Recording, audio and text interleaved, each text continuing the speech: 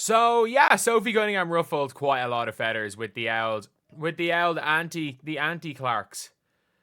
With the anti Clarks. And again, we always say this, it is absolutely nothing but like it's nothing about basketball, it's nothing about anything, because this sums it all up. And I'm not gonna be showing any of the tweets, but like it's kind of a scary thing with people talking about this. And again, I understand that this is that Twitter trolls are Twitter trolls, but you have to take into account that unfortunately the Twitter trolls on that other side, some of them I'm not specifically accusing anyone in the media, but some of the narratives from that side are being pushed from the media in the WNBA. So Sophie Cunningham yesterday had an unbelievable game, and I'm going to talk a little more about that a little bit later, what it means, what the Fever have this year they didn't have, and some of the takeaways overall between the two games. Like, obviously I'm going to be going live quite in a couple of hours, but what I'm going to be doing is tomorrow I'm going to be breaking down all of this. I'll be live for about 3 hours talking about everything that we found in preseason, but we got to talk about some of these things right here. So Sophie Cunningham was on the receiving end of not one but two, I'm not going to call it one relative cheap shot, but two flagrant/technical fouls. They were obviously flagrant/technical fouls. It was obvious. Like, we can say it. They weren't dangerous plays. It's a heated matchup. These two teams do not like each other. The Mystics do not like the Fever. The Fever do not like the Mystics. We saw it last year. These players, not that they don't like each other personally, this is a heated matchup. It was heated last year. We saw it with Caitlin Clark and Julie Vanloo. It's heated. It's all on the court stuff. It's all stuff on the court. And that is one thing. I like those rivalries. I like rivalries where two teams are physical with each other, when two teams get into it, even in preseason. Because there's obviously like moments where it becomes it goes too far, but nothing happened yesterday was anywhere close to being too far. Nothing was particularly dangerous. However, first of all, textbook flagrant one. This is a flagrant one by every definition of the word. Even if accidental, it was a flagrant one. And by the way, I'm seeing fans on the other side, the anti-Clark fans, I am seeing them not only celebrate Kiiri Afen in this situation, but say that Sophie Cunningham was at fault for what happened, and she got what she deserved, and saying good job Kiiri Afen.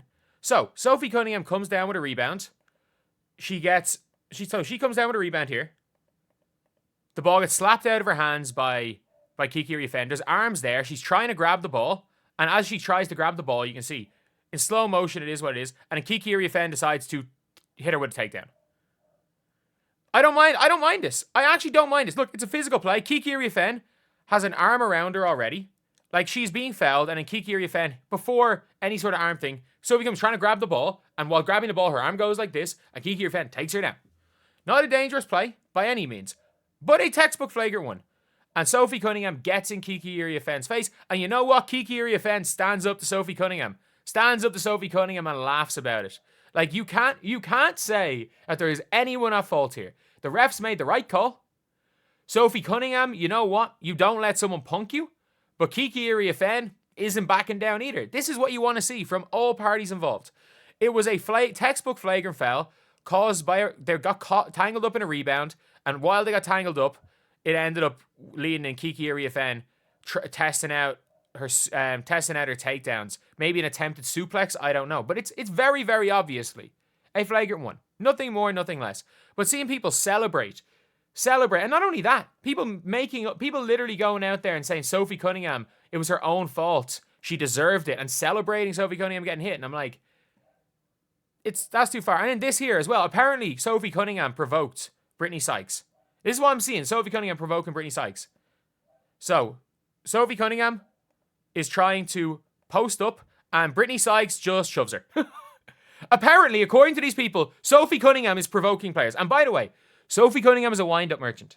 I fully stand by that statement. Sophie Cunningham is she is a wind-up merchant. She is going to get under people's skin.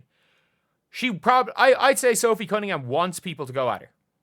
Because there are certain types of players that feed off this type of energy. And Sophie Cunningham's one of them. We saw it yesterday. That feeds off. Sophie Cunningham's the type of player that will get hit hard. Like, it's all like you see those players that when they get hit hard, they use that for their motivation. They'll get up.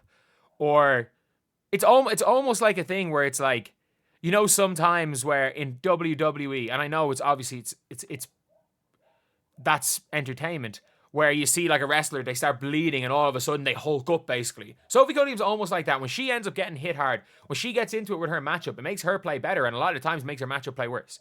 And that's what the Fever need. The Fever need players like that because players might be so pissed off at Sophie Cunningham that they're not going to go near Caitlin Clark. That's what you need. You need players, not only players that play... Like, no one's really scared to go at Sophie Cunningham. No one's scared of it. But Sophie Cunningham doesn't back down. No one's scared of DeWanna Bonner. No one's scared of Natasha Howard.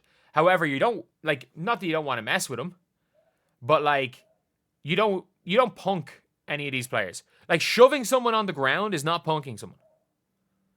Like, you're not almost taking advantage. Like what Julie Van Loo did to Caitlin Clark. All those, like, little tiny little jabs, and Julie Van Loo got into Caitlin Clark's head for Caitlin Clark to crash out. But we have got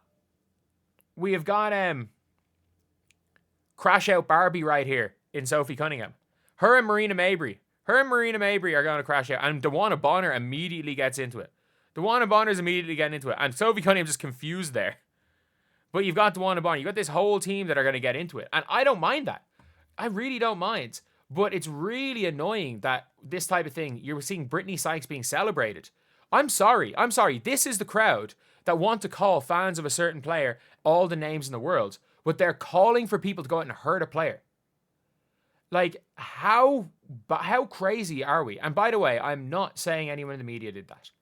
But there are people in the media that are emboldening a certain group of fan base that we're doing that. Because I think, no matter what, anyone who's, like, decent isn't going to condone any of the stuff that's being said. No one's going to condone any of the abuse that Kiki Iriafen got because of this. Any of the idiot trolls on Twitter. No one decent is going to condone that. However, we are seeing seemingly, quote-unquote, decent people, like Rook stood on business. I kind of regret that. It's crazy. How is it a flagrant foul on Kiki? This isn't even that bad. About to start this BS in her arm locked around her. Like, look. We can be honest. Sophie Cunningham is going. The fact she hasn't been punched yet in her WNBA career is beyond me. The likes of Kat Copper and stuff will go at her. This is going to happen every second game this year.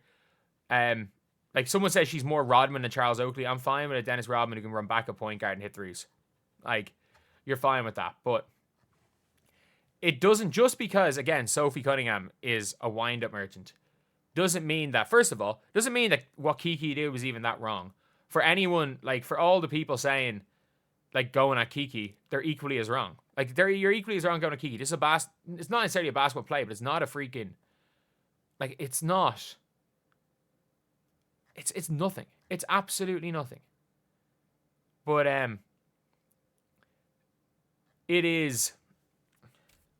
it's mad seeing, and I'm seeing people like Sophie's intentionally locking up arms. I'm sorry. What do you mean locking up arms? Let's watch here. Let's watch it frame by frame. The ball's here. So the ball is in the air. Sophie Cunningham tries to grab the ball and then bring her arm down. Sophie Cunningham does this. So the ball is here. The ball's here. So I'll move my mic. The ball's here.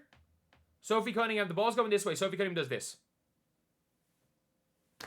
She tries to grab the ball and misses. Like, we're seeing mad stuff, but also we are legitimately seeing, like, whatever about the social media abuse that certain players get. We are seeing literal people, not threats of violence, but people encouraging violence against a player. And that's not on. That's not on for nothing. There are people literally out there encouraging violence against Sophie Cunningham. And these are the people that want to say another fan base is the worst fan base in the WNBA, and they're encouraging literal violence against players. Just like they encouraged violence against Caitlin Clark last year, just like they, a lot of this fan base were saying when Cameron Brink got injured, they wish Caitlin Clark wishing ACL tears on her. It's encouraging literal violence against players. And why is this just acceptable? Why is it just acceptable when we have the media saying there's only one bad fan base, and there are other fan bases literally encouraging violence against a player they don't like, and a player they don't like realistically, because kind of understandable, but to act like